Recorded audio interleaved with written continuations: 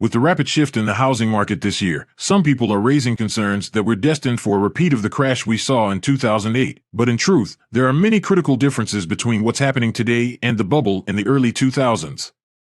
One of the reasons this isn't like the last time is the number of foreclosures in the market is much lower now. Not as many homeowners are in trouble this time. After the last housing crash, over 9 million households lost their homes due to a foreclosure, short sale, or because they gave it back to the bank. This was, in large part, because of more relaxed lending standards where people could take out mortgages they ultimately couldn't afford. Those lending practices led to a wave of distressed properties which made their way into the market and caused home values to plummet. But today, revised lending standards have led to more qualified buyers. As a result, there are fewer homeowners who are behind on their mortgages.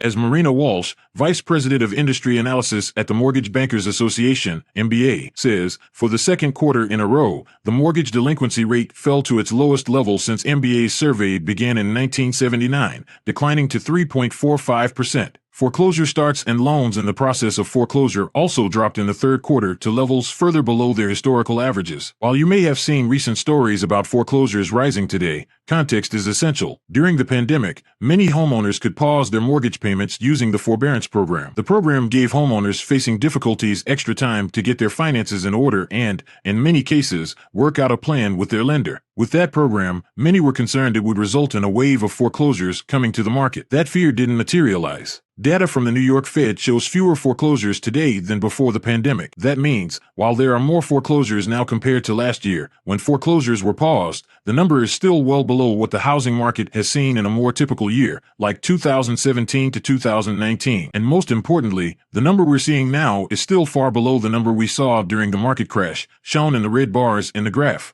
The big takeaway? Don't let a headline in the news mislead you.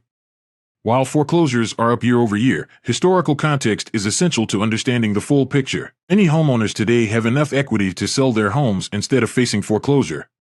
Due to rapidly rising home prices over the last 2 years, the average homeowner has gained record amounts of equity in their home. And if they've stayed in their homes even longer, they may have even more equity than they realize. As Ksenia Potapov, economist at First American, says, homeowners have very high levels of tappable home equity today, providing a cushion to withstand potential price declines, but also preventing housing distress from turning into a foreclosure. The result will likely be more of a foreclosure trickle than a tsunami. A recent report from Atom Data explains it by going even deeper into the numbers. Only about 214,800 homeowners were facing possible foreclosure in the second quarter of 2022, or just 0.4% of the 58.2 million outstanding mortgages in the U.S.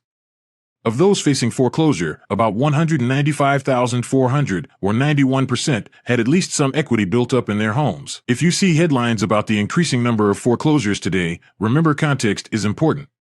While it's true the number of foreclosures is higher now than it was last year, foreclosures are still well below pre-pandemic years.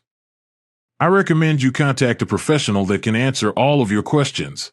Kelly Bishop has been guiding countless homeowners for 2 decades through the home buying and selling process effortlessly. Her abundance of expertise and unparalleled customer service have earned Vegas Strong Real Estate Group a premier reputation in the market, so why not take advantage on your property journey? Get in touch with her now to get started.